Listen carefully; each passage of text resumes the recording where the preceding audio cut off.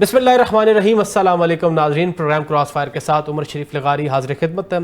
नाज़रीन करामी, world dimension जो है वो एक इस तरीके से तब्दील हो रही है कि आपको एक हर रीजन के अंदर आपको ब्लॉक्स नज़र आ रहे हैं। अब हर एक कंट्री का ये है कि जैसे हम माइट इज़ राइट वाले फिनोमेना की बात कर रहे हैं, हम सॉवरेन स्टेट की बात करते हैं, हम बात करते हैं कि हर मुल्क की एक सालमियत है और हर मुल्क की सालमियत ये चाहती है, हर मुल्क की स्टैब्लिशमेंट ये चाहती है, हर मुल्क की जो वहाँ पे डेमोक्रेटिक या कि जिस भी किस्म की एब्सोल्यूट मोनार्की है, कहीं पे डेमोक्रेसी होती है तो कहीं पे आपको वन यूनिट सिस्टम मिलता है। सबका जो अल्टीमेट मकसद होता है वो मकसद ये होता है कि वो कौम अवाम उन्नास के मफाद के लिए कुछ कर सके।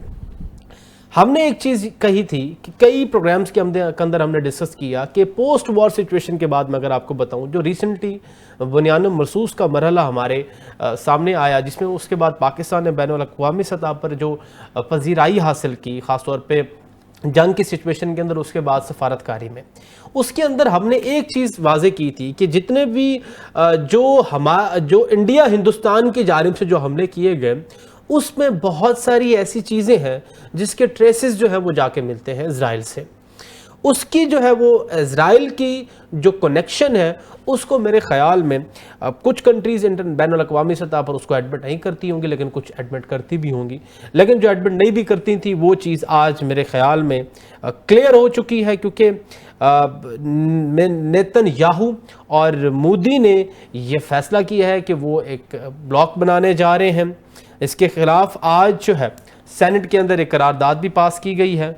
वज़ीर आज़म नरेंद्र मोदी ने 2 रोज़ा जो है वो उन्होंने दौरा करना है। इसमें अरबों डॉलर के दिफाई मुआहदों पर दस्तखत का इम्कान है और इसमें 8.6 अरब डॉलर के दिफाई मुआहदों पर पेशरफ्त मुतवक्के है, जिनमें स्पाइस 1000 जो है वो गाइडेड बम, हवा से ज़मीन पर मार करने वाले मिसाइल, बैलिस्टिक मिसाइल और आइस ब्रेकर मिसाइल सिस्टम्स की खरीदारी शामिल हो सकती है। सवाल यह है कि अगर ये मुआहदे तय पा जाते हैं तो भारत और इसराइल के दिफाई ताल्लुकात की एक नई बुलंदी जो है वो बुलंदी पर पहुंच जाएंगे, जो कि बहुत बड़ी अलार्मिंग सिचुएशन बन सकती है। मीनिंग बाय, अगर एक ऐसा इंटरनेशनल एब्सकॉन्डर जो कि नेतन्याहू है, जो पहले से ही वायलेशंस करना यूनाइटेड नेशंस की तमाम इंटरनेशनल लॉज को, इंटरनेशनल ट्रीटीज़ को, उसके बाद बोर्ड ऑफ पीस के तमाम उन चीज़ों को, जिसमें मिस्टर ट्रंप साहब ने भी उनको कहा कि सीज़ फायर की तरफ जाए, लेकिन सीज़ फायर के बाद भी वो वायलेशंस कर रहा है। तो ये कितना खित्ते में ख़तरनाक है और पाकिस्तान के लिए कितना ख़तरनाक है, इस पे प्रोग्राम के पहले सेगमेंट में डिस्कस करेंगे। दूसरा, ख़ास तौर पे ईरान और अमेरिका के हवाले से डेवलपमेंट्स जो है वो किस तरीके से बढ़ रही हैं। एक फिर नेगोशिएशंस का मरला स्टार्ट हुआ है, वो किस तरीके से जा रहा है। लेकिन उसके साथ साथ मैं आपको एक और चीज़ भी बता दूं कि ईरान भी जो है वो कोई सुकून से बैठ नहीं रहा।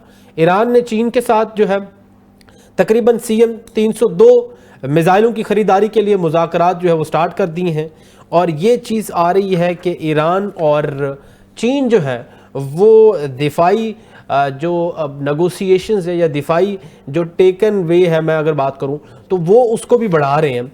तो एक तो हमने सिलसिला माजी में देखा कि सैंक्शंस लगे ईरान के ऊपर।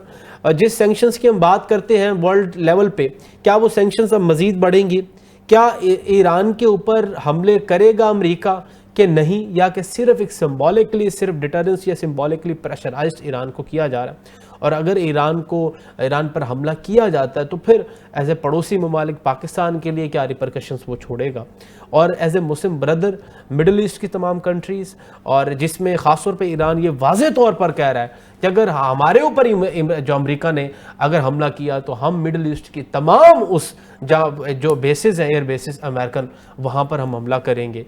तो एक खित्ते के लिए ये भी एक अलार्मिंग सिचुएशन। उसके साथ थर्डली, पाकिस्तान के अंदर टेररिज्म जो है वो एक अलार्मिंग पीक पे जा रही है, और जिसमें हमारी सिक्योरिटी एजेंसीज जो है वो इस वक्त ऑन हाई अलर्ट है। और हमने ये पूरी कोशिश की हुई है कि जिस तरीके से भारत को हमने जो है वो नाको चने चबाए थे, उसके बाद हमारी ये कोशिश है इंशाअल्लाह अल्लाह ताला हमें इस पर कामयाबी दे कि जिस तरीके से सुसाइड बॉम्बिंग, और मेरे ख्याल में एक वॉर की सबसे वल्नरेबल अगर फील्ड है कोई तो वो सुसाइड बॉम्बिंग है। या जब आप चुप के आके किसी की रियासत में सुसाइड बॉम्बिंग कराएं और आप जो है वो प्रॉक्सी बन जाए किसकी, जो कि अफ़गानिस्तान इस वक्त कर रहा है। तो जो जिस तरीके से पाकिस्तान ने हमले किए अफ़गानिस्तान में, उसके बाद जो पेनिट्रेट करने की कोशिश हो रही है, क्योंकि ये मामला पंजाब तक आ चुका है, तो अब ये देखते हैं कि ये किस तरीके से जाता है। इसकी सबसे बड़ी जो, अगर मैं इसको ताने बाने जोड़ूं, तो जहां भारत के साथ जुड़ते हैं तो वहां पाकिस्तान के अंदर पॉलिटिकल अनस्टेबिलिटी भी इसकी एक वजह है, रूट कॉज है। क्या अनस्टेबिलिटी कब ख़त्म हो रही है, क्या पॉलिटिकल पार्टीज़ इस पे होश के नाखून लेंगी कि नहीं लेंगी, एक टेबल पे बैठेंगी नहीं बैठेंगी, इस हवाले से गुफ्तगू करेंगे। मीनिंग बाय हमारा थर्ड और फोर्थ जो सेगमेंट है वो पाकिस्तान की टेररिज्म के हवाले से, और फोर्थली लास्ट हम थोड़ा पॉलिटिकल इंस्टेबिलिटी को टच करेंगे। Starting with the first segment के इसराइल और हिंदुस्तान का क्या होने जा रहा है। मेरे साथ स्टूडियो में जनाब कर्नल रिटायर्ड सैफ कुरैशी साहब हैं, और via video link air vice marshal retired Ejaz Malik साहब हैं, और नज़ीर हुसैन साहब सफ़ीर हैं। तीनों गेस्टों का very warm welcome to the programme. Sir colonel साहब, आगाज़ आपसे करूँगा। सबसे पहले तो मुझे बताइएगा कि इसराइल और हिंदुस्तान का ये मामला क्या है और इसके क्या रिपरकशंस पाकिस्तान पे होंगे, इसमें हमें क्या इक़दाम लेने की ज़रूरत है। बिस्मिल्लाहिर्रहमानिर्रहीम। जनाब देखिए, पिछली कई दहाइयों से जी हम इस ट्रायंगल से निपट रहे हैं, इंडिया, इसराइल, यूएसए। कोई शक शुबा नहीं है जी कि हम किधर खड़े हैं, वो किधर खड़े हैं। जी उन्होंने, ये आखिरी दीवार थी मुसलमान मुल्कों में, जी ईरान और पाकिस्तान। जी इसके लिए उन्होंने बड़े साल काम किया इन दोनों को गिराने के लिए, जी और जो वर्ल्ड ऑर्डर वो चाहते थे जी मिडल ईस्ट और सेंट्रल एशियन स्टेट में, जी उसको नाफज करने के लिए। ठीक है। उसमें रजीम चेंज के कई ऑपरेशन सक्सेसफुली लॉन्च किए उन्होंने डिस्टेबलाइजेशन लाई, उन्होंने ऐसे लीडर्स प्लांट किए कि जिन्होंने कोई लम्हा खाली नहीं जाने दिया कि जब उन्होंने मुल्क की सलामती को अटैक ना की। यहाँ तक कि दुनिया की किसी जगह पे नहीं होता कि आर्म्ड फोर्सेस को और अदलिया को पॉलिटिशियंस और उनके वर्कर्स और उनके सोशल मीडिया के लोग जो है वो डायरेक्टली अटैक करें। ठीक है। और कोई हद, कोई लिमिट, कोई चीज़ किसी का ध्यान ना रखें। जलसे आम किए जाएं 100 से ज़्यादा, और जलसों में जानवर का लफ्ज़ इस्तेमाल किया जाए चीफ ऑफ आर्मी स्टाफ के लिए। ये कोई बर्दाश्त नहीं करता, ना को मुल्क इजाज़त देता है। कॉन्स्टिट्यूशन में भी बड़ा क्लियरली लिखा हुआ है, ठीक है, कि अफवाज पाकिस्तान को और अदलिया को क्रिटिसाइज नहीं किया जाएगा। ठीक है। वायलेट किया गया जी। और अफसोस की बात यह है कि बजाय इसके कि उसकी अकाउंटेबिलिटी होती, उस इमीडिएट उसी केस पे, उसी बात के ऊपर डिटरेंस क्रिएट की जाती, ताकि ये मुल्क, ठीक है, एक दफ़ा ऐसी बात की जाए तो मुल्क की इकोनॉमी शटर हो जाती है। अच्छा। फॉरेन इसमें इन्वेस्टमेंट ख़त्म हो जाती है। मुल्क के अंदर से कारोबारी भी अपना कारोबार और अपनी चीज़ें बाहर ले जाते हैं। ठीक है। कोई मल्टीनेशनल इधर नहीं रह गई। आपकी इंडस्ट्री 150 यूनिट बंद हो गए हैं। आपकी एक्सपोर्ट गिर गई है, आपके रेवेन्यू गिर गए हैं। ठीक है। आपकी इकोनॉमी गिर रही है। इस हम सुबह दोपहर शाम टॉपिक की तरफ हम आ जाए, मैं बस इसराइल और इसके हवाले से बताएं जी। इसराइल और इंडिया का जहां तक तल्लुक वास्ता है, देखिए इसकी सीरियस रिपरकशंस होंगी। ठीक है। वो लेटेस्ट टेक्नोलॉजी इस वक्त इन हो चुकी है। ठीक है। इंडिया लेटेस्ट टेक्नोलॉजी से नहीं थी उसके पास, पर्टिकुलरली एयरफोर्स में। ठीक है। उसके आधे जहाज जो थे वो स्क्रैप होके खड़े हुए थे। अच्छा। इस वक्त भी यही सूरत हाल है। ठीक है। एयर में टोटल सुपीरियरिटी पीएफ की है, और ये हमने साबित भी किया। अभी जो चीज़ें इजराइल के पास हैं वो तो लेटेस्ट टेक्नोलॉजी की अमेरिकन की दी हुई हैं। वो सारी की सारी अगर वो इधर भेजता है तो ये तो चारों तरफ से खुली जंग है। नहीं तो पिछली जो हुई है हमारी जो सिचुएशन वॉर पिछले साल हुई जो, तो क्या उसमें इसराइल का साथ नहीं था? इसराइल का साथ था जी। इसराइल ने ड्रोन दिए उनको, तो ड्रोन दिए, मगर उनकी एयरफोर्स अपडेट इसराइल के थ्रू नहीं हुई। ना वो अमेरिकन थी, वो फ्रांस की तरफ से कमीशनें खाई गई। अगर ये कहा जाए, अगर ये कहा जाए कि जहां हमारे नौजवानों के मोराल हमेशा हाई होते हैं जंग की जब सिचुएशन होती है, तो वहाँ दूसरी जानिब ये बहुत सारे ऐसे क्रिटिक्स भी ये कहते हैं, इस बात को इंडोर्स करते हैं कि असल बात ये नहीं है कि राफेल कमज़ोर है, असल बात राफेल को चलाने वाला है।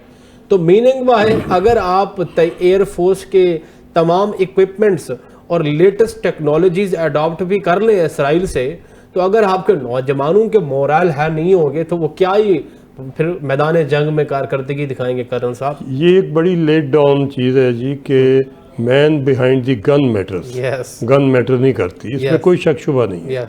अल्टीमेटली उसकी करेज, उसकी विल पावर, उसका डिसीजन मेकिंग, उसकी ट्रेनिंग पे ठीक है, आपकी तरफ आता हूँ। अब इजाज मलिक साहब, सर बताइएगा कि क्या समझते हैं कि ये जो मोदी का ये दौरा है, क्या ये महज दिफाई ताउन तक महदूद है, या ये समझा जाए कि इलाकाई इत्तेहाद का अमली आगाज़ हो चुका है और जिसका इशारा इजरायली वज़ीर आज़म पहले ही दे चुके हैं? जी, ये एक एक्सटेंशन है, ये कंटिन्यूशन है उस स्ट्रेटेजिक पार्टनरशिप की जो ऑलरेडी इजराइल और भारत के दरमियान मौजूद है। हमें ये नहीं भूलना चाहिए कि इजराइल को जब वो वजूद में आया तो हमने उसे एक नाजायज रियासत करार दिया और हमने उसको कभी भी रिकग्नाइज नहीं किया। तो उसका एक नतीजा ये हुआ कि वो हमारे साथ उनका एक दुश्मनी का एक स्कोप जो है वो बढ़ता चला गया और हमारे दुश्मन के साथ नेचुरली उनकी अलायंस और उनकी कोऑपरेशन जो है वो इंटरेस्ट जो आपस में कन्वर्ज होना शुरू हो गए। ठीक है, लेकिन बात सिर्फ यहीं तक महदूद नहीं रही। जब पाकिस्तान ने न्यूक्लियर कैपेबिलिटी हासिल कर ली तो फिर इजराइल के लिए ये एक अलार्मिंग सिचुएशन बन चुकी थी जी, क्योंकि मुसलमान मुल्कों में और बिलखुसूस अरब ममालिक में जो उनके करीबी जो दरियाफ्याई तौर पे करीबी जो उनके हमसाए भी हैं वहाँ पर ग्रेटर इजराइल का मंसूबा उन्होंने परसू करना ही है, जो ज़ायनिस्ट लॉबीज हैं। तो उसमें उनको इस वक्त दो मुल्क जो हैं वो रुकावट नजर आते हैं, एक ईरान और दूसरा पाकिस्तान। तो पाकिस्तान को हर मुमकिन तरीके से डायरेक्टली तो अब उनके लिए पॉसिबल नहीं है जी, लेकिन माजी में वो हमारी न्यूक्लियर कैपेबिलिटी जब डेवलपमेंटल स्टेज पे थी तो इवन वो डायरेक्ट जो एम्प्लॉयमेंट है अपने एयर पावर की वो उन्होंने उसके करने की प्लानिंग की और कोशिश भी की। ठीक है, लेकिन वो अल्लाह के फजल करम से और हमारी फिजाइया की जो है एयर डिफेंस की वजह से वो चीज़ जो है कामयाब ना हुई।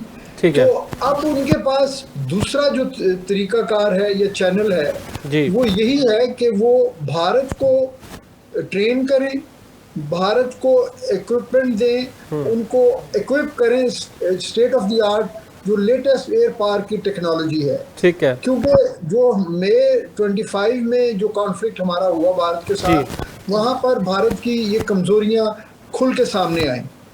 तो उसके बाद से भारत जो है वो हर तरह का असलहा, हर तरह का प्लेटफॉर्म, सॉफ्टवेयर, हार्डवेयर को प्रोक्योर करने के लिए वो कोशिशें कर रहा है। तो उसमें यकीनन उनको इजराइल की जो कोऑपरेशन है वो उनको वहाँ तक रसाई हासिल है और ये दौरा जो है ये उसी चीज़ को मज़ीद जो है वो मजबूत करेगा। यानी इजराइल भारत का जो गठजोड़ है, नेक्सस है पाकिस्तान दुश्मनी का, ये उस चीज़ को मज़ीद बढ़ावा देगा जी। ठीक है, ठीक है। अच्छा सर, इसमें बताइएगा नज़ीर हुसैन साहब कि ख़ास तौर पे जो नेतन्याहू ने ये बयान दिया है कि हम एक ब्लॉक बनाना जा रहे हैं और उन्होंने कहा है कि भारत, यूनान, कब्रिस और दीगर ममालिक के साथ मिलकर एक नया इलाकाई इत्तेहाद हम बनाएंगे। और इस इत्तेहाद की बात करते हुए उन्होंने एक जिस अलायंस की बात की है उसके ख़िलाफ़ इजराइल में भी अपोजिशन ने उसका जो है वो इंडोर्समेंट नहीं दी और हिंदुस्तान के अंदर भी कांग्रेस ने नहीं दी, और आज पाकिस्तान के अंदर भी सेनेट के अंदर इस करारदाद को मंजूर किया गया है जो मुत्तफ़िका इसके ख़िलाफ़ है। तो आप क्या समझते हैं कि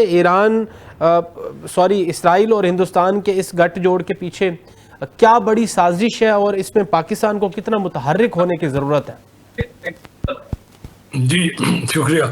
देखें, इस वक्त इजराइल और हिंदुस्तान दोनों आइसोलेशन का शिकार हैं जी। इजराइल, आपको इल्म है, आधा से ज़्यादा यूरोप आईसीसी की जो जजमेंट है उसके तहत ये उनका प्राइम मिनिस्टर वहाँ जा भी नहीं सकता और चारों तरफ से उनको एक किस्म की बायकॉट ही समझे उनसे। डेनमार्क ने यहाँ तक कह दिया है कि हम इजराइल को किसी लिहाज से भी गजा में जो काम कर रहे हैं वो नहीं करने देंगे।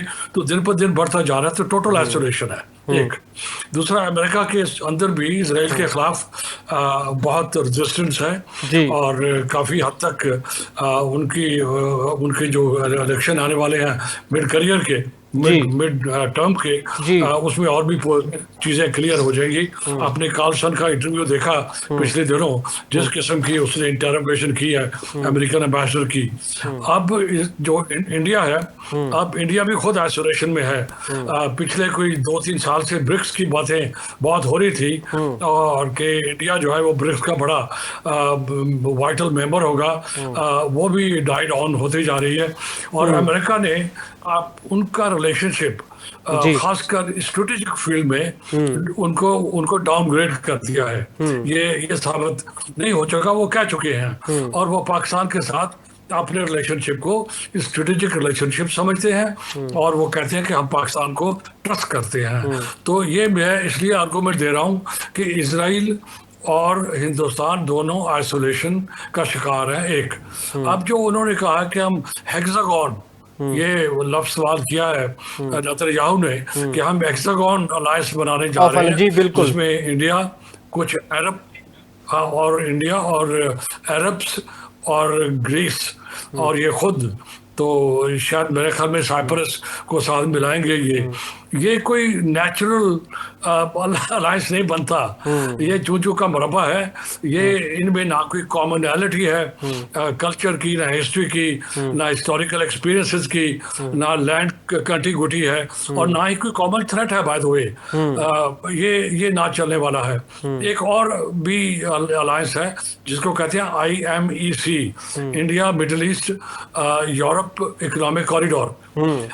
हिंदुस्तान की बड़ी कोशिश है कि वो UAE से होता हुआ, ओमान, UAE से होता हुआ, इजराइल से होता हुआ यूरोप के लिए एक BRI बिल्ड, क्या नाम है, चाइनीज जो BRI है, बेल्ट एंड रोड इनिशिएटिव, इसके मुकाबले में कंपटीशन में IMEC को लाए। अच्छा। और जो अब्राहम अकॉर्ड है उसको भी सपोर्ट चाहिए। तो अब 3 चीजें इकट्ठी हो गई, IMEC, अब्राहम अकॉर्ड्स और आपका हेक्सागॉन अलायंस। ये तीनों के तीनों अननेचुरल हैं। ये इनके अंदर कोई जेन्युइन कॉमनैलिटीज नहीं है और इनके टेक ऑफ करने के चांसेस ज़ीरो हैं। अब क्यों गया है हिंदुस्तान, ये बात आप पूछना चाह रहे हैं। अब हिंदुस्तान को आपने जो कुछ कहा कि जो पिछले साल मई में हुआ, वो सिर्फ ये नहीं कि उनकी एयरफोर्स को एक किस्म की पेशमानी हुई, उनको ये समझ नहीं आ रही कि वो इक्विपमेंट कहाँ से लें और कौन सा लें। अब पिछले 70 साल से वो रशियन इक्विपमेंट इस्तेमाल कर रहे थे। MiG-29 को वो कहते थे ये फ्लाइंग कॉफिन है, वो नहीं काम कर रहा। S-400 वो पाकिस्तान ने मार गिराया। अब रशिया उनको और S-500 या Su-57 वो लेना चाह रहे हैं, जो वो देने को तैयार इस स्टेज के ऊपर नहीं है। वजह उसकी ये है कि हिंदुस्तान एक स्ट्रेटेजिक कंफ्यूजन का शिकार है। अच्छा। उसको नहीं समझ आ रही कि वो क्या करे, किधर जाए। ये क्वाड का मेंबर था, जो क्वाड अमेरिका ने कंस्ट्रक्ट किया था चाइना के खिलाफ। अब जो अमेरिकन नेशनल सिक्योरिटी पॉलिसी आई है 2 महीने पहले, उसमें उन्होंने हिंदुस्तान को और क्वाड वगैरह को बाहर निकाल दिया है। अच्छा। अब वो चाइना के साथ कंपटीशन करेंगे इकोनॉमिक फील्ड में और ट्रेड के फील्ड में। तो लिहाजा अब जो पॉइंट आ गया सर आपको ले जा रहा हूँ, और बड़ी है जी हाँ, बड़ी बेहतरीन किस्म की आपने जो है इंफॉर्मेशन दी है, क्योंकि एक ब्रेक का वक्त हुआ है। ब्रेक के बाद मैं फिर हाजिर होता हूँ और इस हवाले से हम गुफ्तगू मज़ीद बढ़ाते हैं, ख़ासतौर पे हमारे जो पड़ोसी ममालिक के अंदर, ईरान के अंदर जो सिचुएशन है और अफगानिस्तान की जानिब से जो टेररिज्म की जा रही है। नाज़रीन, छोटी सी ब्रेक के बाद फिर हाजिर होते हैं। विल बी राइट बैक इंशाअल्लाह।